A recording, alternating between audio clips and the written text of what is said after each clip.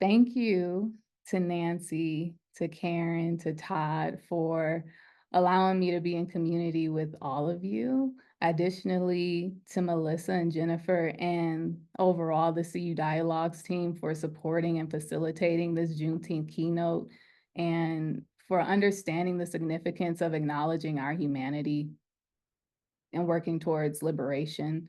Your labor, your solidarity are not taken for granted, especially in a space where we continue to get beat back and beat down. And more thanks to those offices, centers, departments, and colleges that co-sponsored to bring this event to life. In 2020, there was an outpouring of diversity, equity, and inclusion initiatives in response to the racial violence enacted against Breonna Taylor, Ahmaud Arbery, and George Floyd.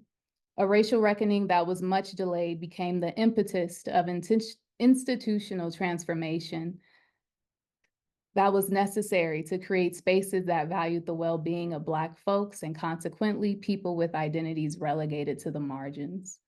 However, organizations invested in superficial understandings of diversity maximize their DEI profile, often to the tune of consulting Black folks for one-off speaking engagements, circulating empty statements without concrete actions, and hiring canonical exceptions in the form of marginalized identities, expecting them to assimilate to the systems that cause them harm.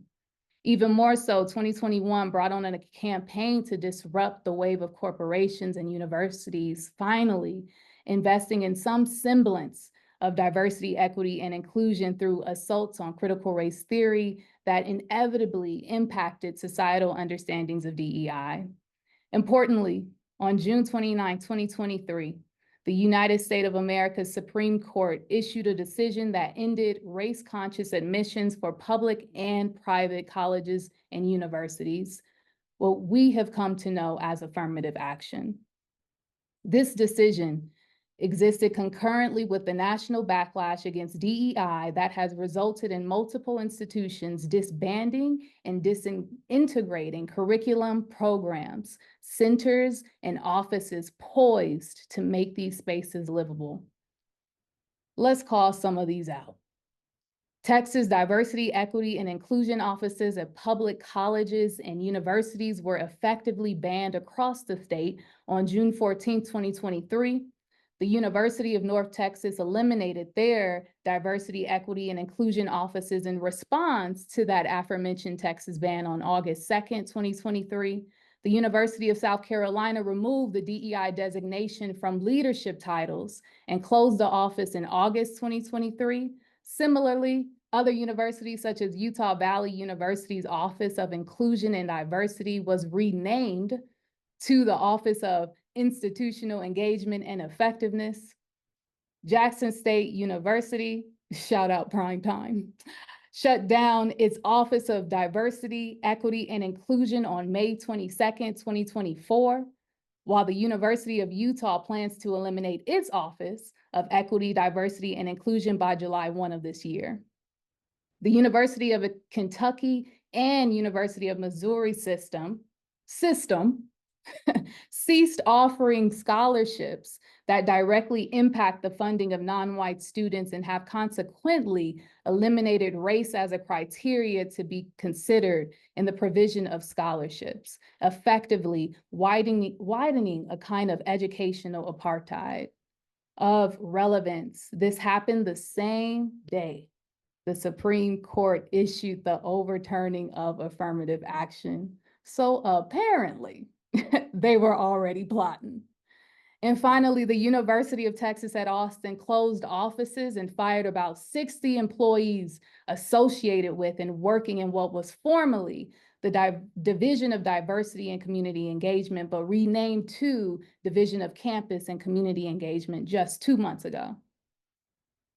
Now, some may be wondering, why is this happening? And how did we arrive at this moment? While others are quick to frame these attacks as political endeavors that serve the campaigns of particular politicians, essentially describing each sustained assault as the paradigmatic model of appealing to their conservative constituents. But what if That is the all too easy answer. Critical race scholar Derek Bell says, quote, to understand the motivation for and the likely intent of racial policies in America, one need only be willing to reverse the racial composition of the major components of those policies. To see things as they really are, you must imagine them for what they might be. To have the capacity to imagine things for what they might be, I invite you to suspend your belief for a second and engage with a counter story. Critical race scholars Richard Delgado and Jean-Stefan Seek say, quote, attacking embedded preconceptions that marginalize others or conceal their humanity is a legitimate function of all fiction. Counter stories, a kind of methodological fiction, challenges, displaces, or mocks pernicious narratives and beliefs. It is a form of writing that aims to cast doubt on the validity of accepted premises or myths, especially ones held by the majority. So begin to imagine with me. On June 29th, 2022, at 6 a.m. Eastern Time, the U.S. Supreme Court met with state governors, Fortune 500 CEOs, and university presidents to discuss the current social, cultural, and political landscape of higher education. At the top of their agenda was a conversation on diversity, equity, and inclusion, and everything DEI adjacent, which was appropriately named DEI must DIE, die. A kind of linguistic honor to one of their staunch supporters, Elon Musk, who happened to be absent from this meeting. If you know, you know. To situate their conversation, each university president provided a 2021-2022 annual report that detailed the development, participation, and outcome of DEI-related events, programs, centers, and offices. The data was staggering.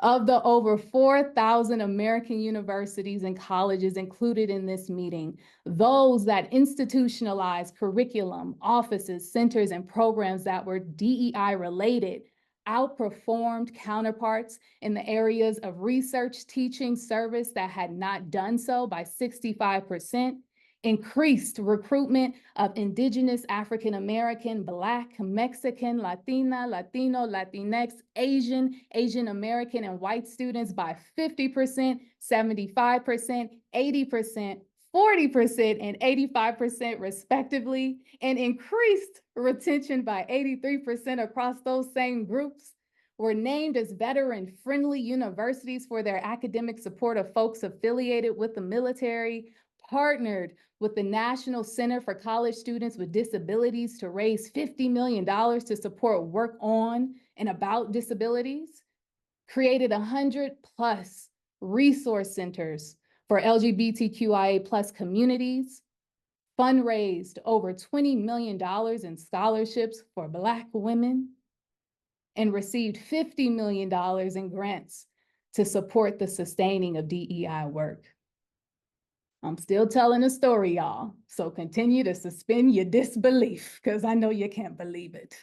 The most shocking detail was that the annual DEI Campus Climate Survey circulated across these same campuses reported increased feelings of safety, comfort, and relational status between white and non-white folks, documenting the progression of unity across racial differences. In fact, the report concluded with the revelation that white folk not only supported DEI, but actually loved and demanded DEI.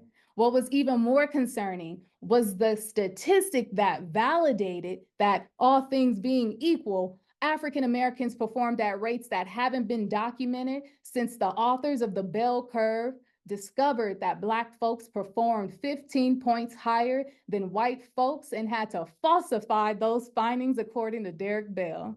Shout out to my intellectual father. And please read his work, because then you'll really understand what I'm doing here. The anxiety of the folks in the room was palpable. They couldn't fathom presenting this data to the public. And they didn't even think twice about acknowledging the competence of African Americans, as that could, as Derek Bell already noted, throw the country into turmoil. Since history tells us that with Black advancement comes racial backlash and retaliation. So what do we do with this? Said one of the CEOs present at the meeting. You all need to figure something out quickly because we know universities are often the cornerstones of our society. Unfortunately, you all also dictate what we can and cannot do, and I'm concerned about what this mandates for us. Well, what if we stayed in support of DEI, but just mitigated how it was done? Urged on by the members of the meeting, one of the university presidents continued, what if we didn't wholly shut down these efforts? Maybe we can encourage a shift, possibly a renaming, maybe something like student advocacy and belonging, or division of access and engagement, or shared advocacy and leadership, or shared equity leadership. Oh, I know somebody mad right now. No, one of the state governors interjected, we can no longer allow this to occur. I propose a mass overhaul of DEI. We have to overturn affirmative action, dismantle DEI programs, and destroy it altogether. Okay, how? One of the US Supreme Court representatives asked. Well, of course, a campaign. We have so many precedents as to how to accomplish this. It makes the most sense. So the room compromised and came to an agreement. One of the US Supreme Court representatives read off their action items moving forward. First, a campaign will be developed that frames diversity, equity, and inclusion as divisive, racist, and anti-American. Following this campaign, state governors will introduce bills that target DEI initiatives. The campaign will preface the overturning of affirmative action, which will happen exactly 1 year from now on June 29, 2023. For those states that do not comply, a name change for offices, programs, and centers DEI related will be required as a first move to dilute diversity, equity, and inclusion. We will recommend universities start with shared equity leadership and get more abstract as time goes on. For the next year, this group of leaders kept the 2021-2022 annual report secret and falsified findings that detailed DEI as a processual and systemic failure that affronted the values of the American university and American society. Consequently, rather than affirming the successes of Black students and faculty, they needed to perpetuate the myth that Black folks are academically inequipped. Rather than facilitating the relationships between non-white and white folks, they needed desperately to convince white folks that their whiteness was being threatened. Rather than encouraging white students, faculty, and staff to embrace their love of difference, DEI, and subsequently themselves, these politicians, CEOs, and university presidents needed to reassure them that their whiteness relied on an ideal of shared exclusivity and self-hatred that was euphemized and disguised through appeals of victimization, scarcity, and harm. This story, I am out of the story now, y'all, so you can come back to me. As Derek Bell puts it, takes on a perspective that offers African Americans and our allies across difference insight, spiked with humor, as a balm for the latest insult, and enables us to gird ourselves for those to follow. In other words, our capacity to tell stories, to imagine together, and to humanize our imaginative processes ease how these assaults land on us and prepares us for what's to come. Importantly, this story brings about some of the main concerns that I want to explore today. First, how can we use the current sociopolitical moment to reorient, recalibrate, and re-engage with what we call diversity, equity, and inclusion, and for the purposes of today, shared equity leadership? How does this reorientation, recalibration, and re-engagement rely on an understanding of imagination? And how is all of this wrapped up with our stamina for loving Blackness? Admittedly, my disillusionment with diversity, equity, and inclusion intensified when I was introduced to the model of shared equity leadership. This is not a rejection of shared equity leadership, but rather an evaluation of what people mean when they utter such language. how they understand themselves aligning with the model they invite us to think about, and what I interpret and come to understand when I encounter it. At times, my body squirms and my mind starts to race with thoughts when I hear the well-rehearsed acronym of DEI. Some of these include, oh, here we go again with the platitudinal DEI reference. Or are you reducing the work of non-white scholars to your interpretation of DEI? Or is this your way of saying people of color to relegate Black folks to the margins again? Or is your use of DEI a communicative strategy to shut down potentially meaningful conversations? Or my favorite thought, brace for the critiques of DEI by those who think they are radical. These thoughts are exacerbated with the knowledge that DEI has become a throwaway term that euphemizes and obscures the humanity of many that go unnoticed in several circles, systems, and institutions. So when confronted with shared equity leadership, I wonder if, like what was alluded to in the story, it's just another renaming that engages in the erasure of the people actually doing the work, since we all share and do it now. I wonder if the human being has been foregone in these discussions of DEI, and if so, how do we re-engage equity, and specifically shared equity leadership, as foundationally grounded in humanity, and as social justice scholar Amber Johnson offers, an equity that has to be humanized and thus human-centered, and might I add, imaginative. So for a second time, begin to imagine with me again. On June 29th, 2022, at 6 p.m. Eastern Time, another group met to discuss the current socio-political and cultural conditions impacting higher education. This group included community members who identified as working class and were typically left out of decision-making processes because of time constraints. So peep that this meeting didn't start at 6 a.m. This meeting started at 6 p.m. When we're talking about diversity, equity, and inclusivity, what we really talking about here? In addition to those folks that are working class who were at this meeting, undergraduate and graduate students whose professional identities often compounded their precarity and experiences of being Black, Indigenous, Mexican, Asian, non-binary, first generation with disability, and queer were in attendance. Staff, instructors, lecturers, adjunct professors, and assistant professors who often took on the most work, but were institutionally erased, forgotten, and overlooked in these conversations, were also in attendance in this meeting.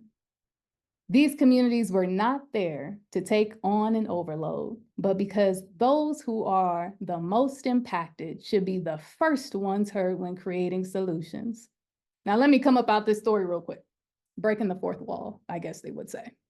Please do not get this twisted and think that it is only our burden, right? It's your burden, even more so, since you created these problems. Now, entering back into this story. Of course, university leaders were present for this meeting as well. These included deans of diversity, directors from offices of diversity, equity, and community engagement, from centers for inclusion and social change, from centers for student involvement, and staff and faculty connected to programs and identity spaces that affirm, empower, and focus on the success of communities that are often institutional afterthoughts. Similar to the anti-DEI group or the DEI must DIE group, their agenda began with a conversation on diversity, equity, and inclusion, which reviewed the same annual report that detailed the outcomes of DEI-related events, programs, centers, and offices. Confronted with the same statistics that the earlier group engaged with, anxiety again entered and pervaded the room. But distinct from that group, the anxiety emerged due to the documented patterned precedents that result in sustained attacks and retaliation against processes and systems that undermine the status quo.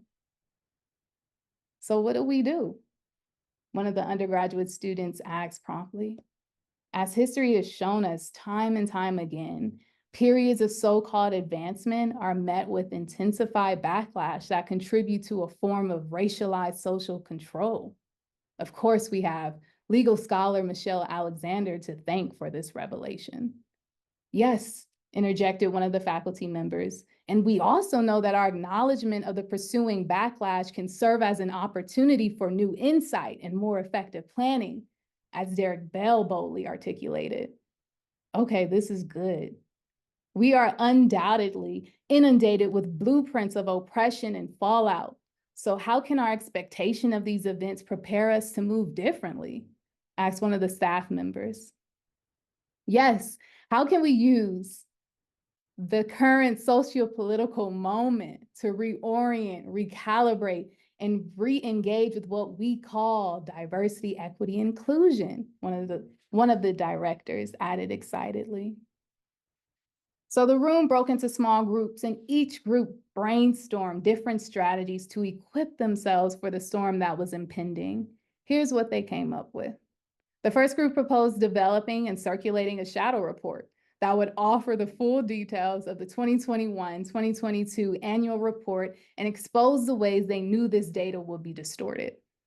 The second group suggested that this shadow report, along with scheduled walkouts in protest of the looming response to the success of DEI, would hopefully lead to several congressional hearings with the House Committee on Education and the Workforce, essentially providing a public space for those university presidents, CEOs, and state senators to be questioned. The third group expounded upon the scheduled walkouts and invited everyone to think about a day of programmatic events that would bring all of these ideas together with a culminating celebration and recognition of DEI, and proposed to name the event Thriving in and with DEI. Excitement started to fill the room. The ideas were flowing and collaboration was at its peak. Reluctant to introduce another idea, one of the professors posed a question to her colleagues. What will we do after each of these? Silence quickly took over the room. I didn't mean to disrupt the enthusiasm, and I definitely don't think we have to forego each of these plans. I'm just wondering, how do we sustain it all? How do we continue to, again, equip ourselves and effectively plan? You're essentially asking, how do we avoid relegating DEI to what may appear as siloed events and practices? One of the directors clarified. Yes. And how do we do so with the same vigor and values that are embedded in each of these proposed options? The professor answered. What if it's a model that acts as a sort of umbrella for the actions we are inviting others to participate in, said one of the community members. Say more, encouraged one of the professors. Well, in our community, we have a system where we can rely on just that, the community, to ensure our protection, safety, and capacity to flourish. So create a paradigm that is community-based? The professor asked for clarification purposes. Exactly, said the community member. A strategy or plan that emerges from the community's values, experiences, and practices, and is thus enacted by the community, shared by and with other communities, and accounted for and sustained by community investment. A DEI model that isn't located in one building with one person, in one class, one program, one event, but intentionally upheld across time, space, and place, one of the directors said. The community member continued, yes, where all of our values are at the center of our practices, everything we aim to teach about, learn, and share with others when we talk about the heart of DEI, things like vulnerability, courage, accountability, care, transparency, creativity, and love. For the next year, they plan to move forward with the initial projects offered at the top of the meeting and fleshed out a model that was proposed to the American Council on Education. which came to be known as shared equity leadership.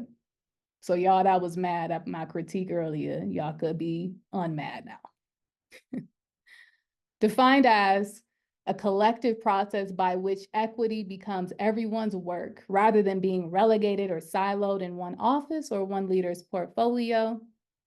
Work is shared or distributed among a group rather than on one single individual.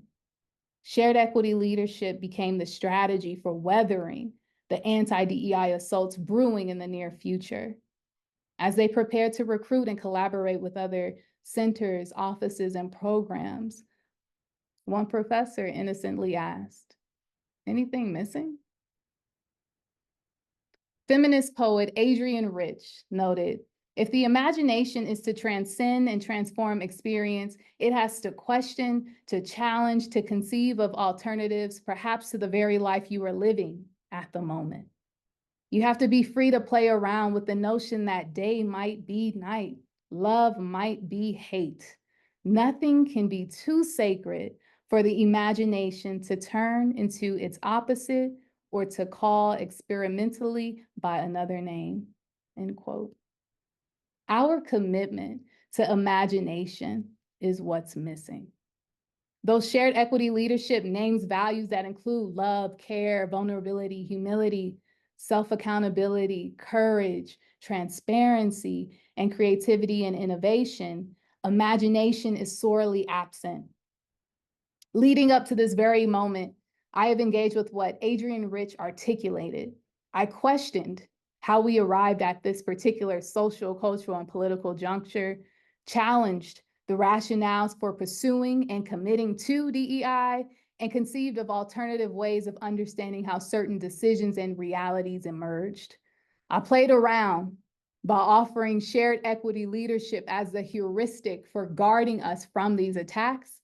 I played around with the notion that overturning DEI was to protect Black folks from the wrath of white folks. And I played around again by turning the idea of shared equity leadership into a euphemism created by those same folks attempting to destroy DEI. Again, as Adrienne Rich reminds us, nothing can be too sacred for the imagination to turn into its opposite. Oftentimes, and unfortunately, imagination is dismissed as an exercise of dangerous and demobilizing escapism, a utopian fantasy, or forms of collective or subjective delusion, which perpetuate the status quo, as described by scholars Alex Kosnovich and Max Haven.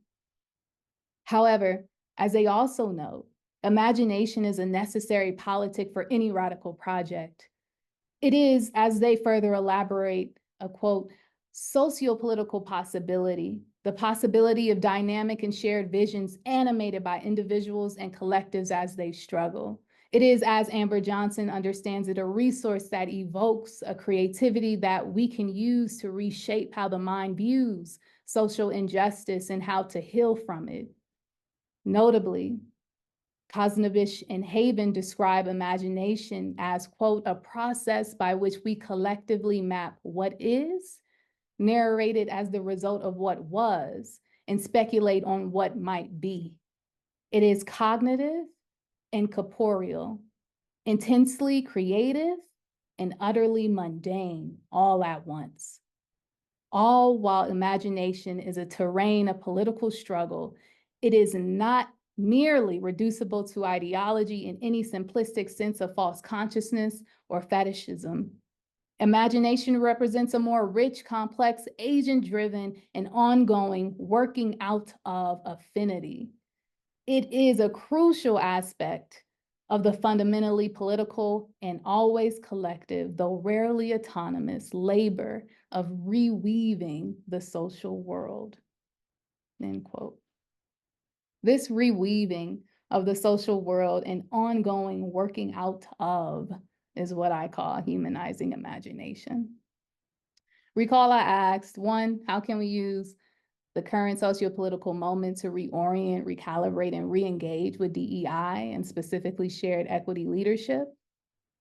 And two, how does this reorientation this recalibration, this re-engagement rely on an understanding of imagination.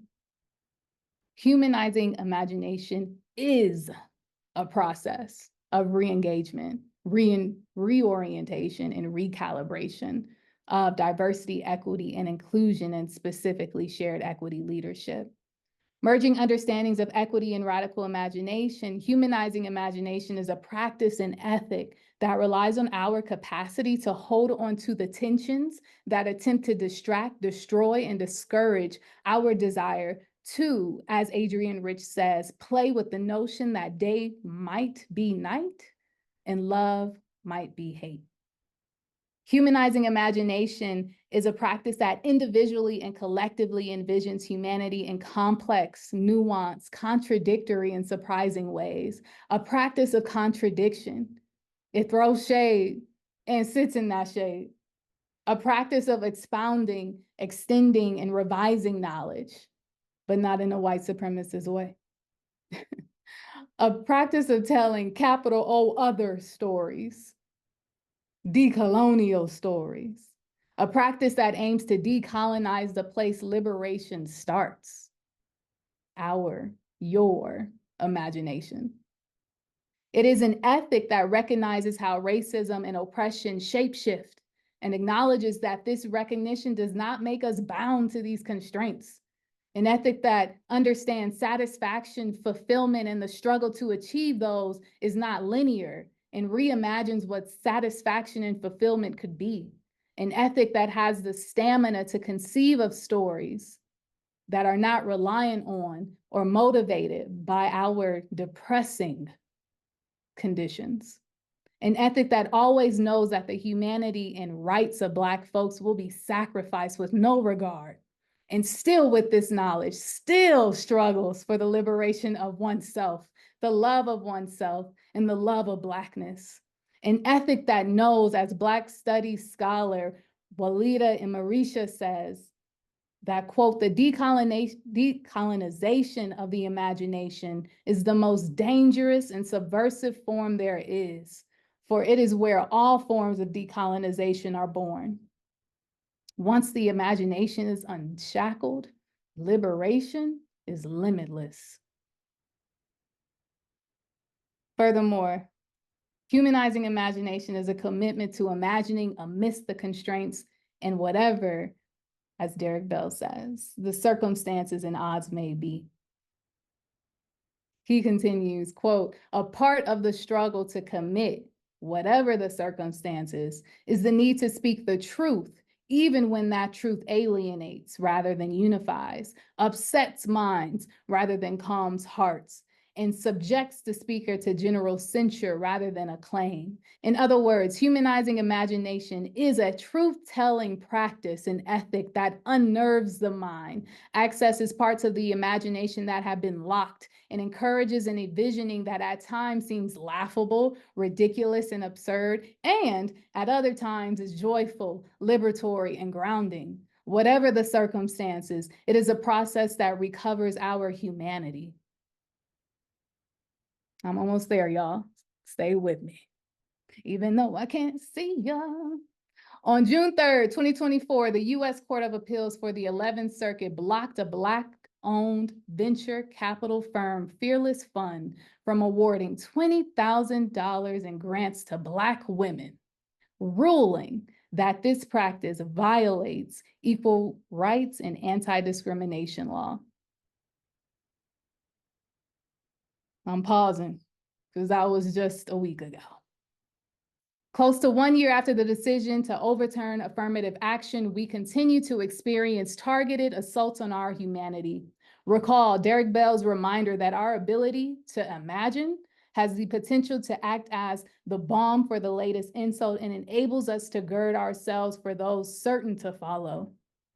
In this moment, it becomes hard to fathom how imagining can offer any semblance of reprieve, joy, or hope.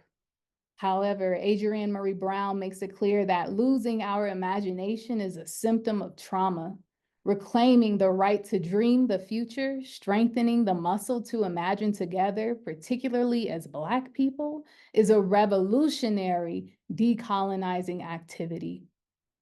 we are reminded of the stakes for imagination, specifically as it relates to Black folks' right to imagine and what it means for us as a society, as a community, to humanize Black folks in our imagining practices. This case and resulting decision illustrate that the practice of imagining requires, it demands that we value and love Blackness so much that we choose every time to, as Bell Hooks says, divest of white supremacy. To love Blackness, as she articulates, is to, quote, have decolonized our minds and broken with the kind of white supremacist thinking that suggests Black folk are inferior and inadequate, marked by victimization, and might I add, a target for the latest insult. If, as she says, everyone would learn to identify with and love Blackness, the logic of white supremacy would be radically undermined. What we learn is that our capacity to imagine together is a decolonizing act, and our capacity to love Blackness is a practice of decolonization as well. Whew. So for the last time, let us imagine together. On June 19th, 3065, 1,200 years after the last enslaved Africans in Texas were told that they were no longer under the physical reign, domination, and control of white enslavers, the family gathered for the regularly scheduled Sunday dinner. It was 10 minutes before golden hour, so the Los Angeles breeze from the ocean began to temper the intensity of the heat from the sun. As dinner was being prepared, the smell of collard greens pervaded the home and brought on memories of her great-great-great-grandmother, who they endearingly called Mama. Mama's generational legacy filled the home. Friends who became family steadily rang the doorbell, eager to talk about why the Lakers weren't in the finals for the 100th time. Cousins, aunts, and uncles danced in the backyard to Charlie Wilson because yes, he still knew how to serenade the new generation's soul. Grandfathers taught the young ones how to play gin rummy, reminiscent of the way her mother was taught by her papa. Nephews and nieces were encouraged to show the older folks the latest dance they learned, while others snuck taste of sweet potato pie as they waited for what rivals an 8-course meal. As she prepared the table, she overheard her daughter sharing her grace with her Mimi, another designation of grandmother, but not Mama, because there's only one Mama, and was reminded once again of her childhood. Mimi called the room to order with her powerful but warm voice and invited her daughter to pray over the food. They prayed and began to eat. At that moment, they were free. Though the practice of loving Blackness and humanizing imagination gives us space to imagine the unimaginable and transcend our conceptions of time and place, what these frameworks humbly do is imagine the mundane. Oftentimes, we miss out on the opportunities to imagine the possibilities of the ordinary, and how all I desire, is the possibility to be seen, safe, healthy, nourished, cared for, and loved. In other words, humanized. The scene at the 1200th Juneteenth was one that didn't react to or get discouraged by what may have been happening in the current reality. By identifying with Blackness, loving Blackness, and humanizing without constraint, that family collectively conceived and practiced what often feels impossible. As Nancy, my girl, briefly noted, for the 2021 Juneteenth keynote, I ended with a reference to renowned historian Robin D.G. Kelley's Freedom Dreams, the Black Radical Imagination. Specifically, I quoted, "Without new visions, we don't know what to build, only what to knock down. We not only end up confused, rudderless, and cynical, but we forget that making a revolution is not a series of clever maneuvers and tactics, but a process that can and must transform us." I encourage folks in that moment to radically rethink, reimagine, and re-envision how freedom and love could liberate and rehumanize us all. Today, I pair that call with what philosopher and theorist Frantz Fanon says in Black Skin, White Mask. Quote, I should constantly remind myself that the real leap consists in introducing invention into existence. In the world through which I travel, I am endlessly creating myself. I am a part of being to the degree that I go beyond it. End quote. I know some of you may have wanted a whole checklist of things to do to achieve the ideal of shared equity leadership. But what I offered here was a model of practice, a practice that introduced invention into existence, a practice through which we traveled and journeyed together to create, a practice that began to help us go beyond our being, a practice that reoriented to shared equity leadership by understanding it as a heuristic of imagination, a practice that recalibrated shared equity leadership as one that needs to love Blackness, and a practice that re-engaged shared equity leadership as a possible space to humanize endlessly. I want you to practice imagining in ways that go beyond the constraints that limit our capacity to love Blackness, in ways that go beyond our current condition.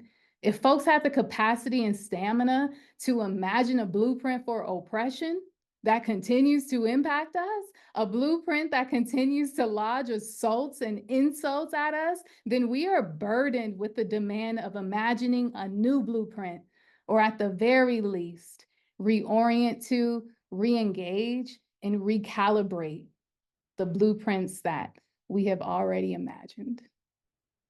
Thank you.